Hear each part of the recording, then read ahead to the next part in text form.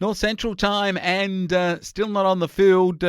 Albeit the Wycheproof Narraport boys, they've certainly given it away. Ricky Allen's gone out in the paddock. He's with us now. How are you, mate?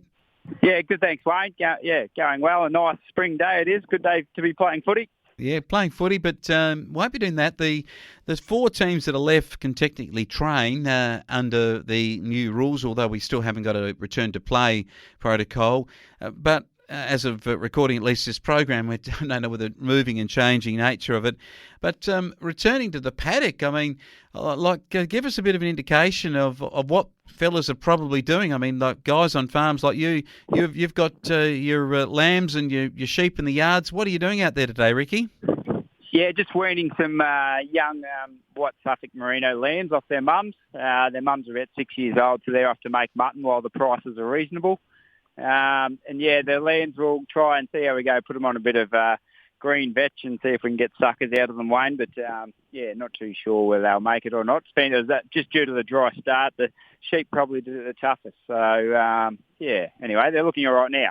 So somebody could also buy yours like as a restocking situation at some point, or if you can get them up and get them fattened up, then they'd go off in this later part of the season, hopefully get enough feed to get them to market and maybe like around Christmas time. Would that be about the time? Yeah, well, just aiming for a fat lamb, Wayne. So whether they get suckers or not, and then if not, we'll probably shear them and maybe around Christmas time, or if not, just after the New Year. Probably when we'll let them run over a couple of barley stubbles first would probably be the go. Yeah, okay. So keeping the sheep and that part of the world going, which has probably been the big focus. The Are You OK Day was yesterday for right across the nation, and very much felt in lockdown places. And coming out of it, what's the feeling like at Wycheproof? I mean, I sort of hear and I read things, I see Facebook posts and so forth. But is there a genuine feeling that look, at last we're coming out? Let's hope we come fully out and we can get back on the field, or is there sort of a sense of a season's almost gone? We might be giving it away. Well, it's sort of a bit hard because we don't have any football sides in ourselves. A bit hard to sort of gauge the feeling on what the other clubs are like.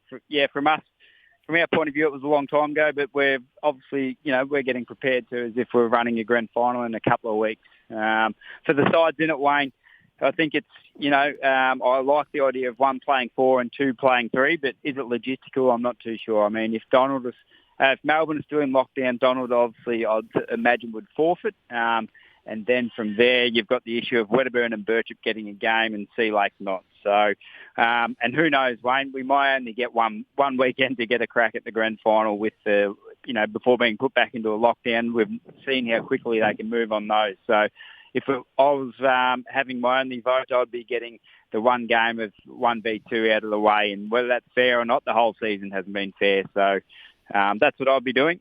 Yeah, I think actually there's a growing trend of interest even across other leagues for that. I noticed that the Heathcote and District the Football and Netball League called their season. My 2 nephews playing in the Lockington Beaumont Cats strip. They're undefeated for the year, but they won't get to the Premiership glory, and that sort of celebration, I guess, is so disappointing, Ricky. Seeing that across, I think Gippsland's lost one of their comps too now. Is there going to be more of this called?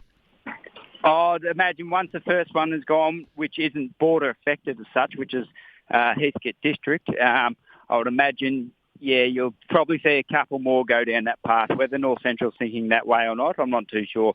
It's just probably the hardest fact, and I know there's a few players from Shepparton in the Heathcote District as well that play footy over there, so who obviously wouldn't be able to play with the situation that they're having. So a lot of their recruits out of Melbourne, so that's why Heathcote District have done that. So it'd be interesting. They also spoke with clubs, and clubs obviously decided that way. And this year they're handing out minor premierships as a trophy as well. So to the side finishing on top. That's one option, Wayne. I'm none the wiser as to what the board are thinking. Yeah, okay, and you've got the next one across is the Loddon Valley, and all those sides are also based in Victoria. Is that one that could still likewise, or do you think they would want to continue on? Well, I reckon once one goes around, Bendigo will probably be a domino effect, and the coaches are only going one way, Wayne, and they seem to be getting further and further out, as in from Metropolitan. So Whether or not we get one weekend at it, which will be probably next weekend, I just think we're going to be at, Victoria will be at 1,000 cases. Obviously, I don't have a crystal ball, but that's the trend we seem to be going down. So if I was the league, I'd be trying to get one game done and dusted so we can, if they're hell-bent on getting this season finished, which whether or not you agree with that, but if they are, I think we'll only get one chance at it. Okay, and one chance could be at the Wycheproof Sports Ground. So if that was the case and you get the grand final at your oval, that could be as soon as next weekend even. That's right, Wayne. The oval's looking pretty good, so we'll get together and get a few people and get the show on the road. But obviously we won't be catering for huge numbers like usual grand finals. But yeah, we will still have to have a few things. It'd probably be more COVID officers there than spectators, but that's the landscape we're in at the moment. It certainly is. Ricky, the final point on what is happening. Are the summer clubs, like your cricket and you've got the tennis clubs, bowls clubs locally, are they sort of looking at getting a season started? What's the feel around the community about those sorts of sports?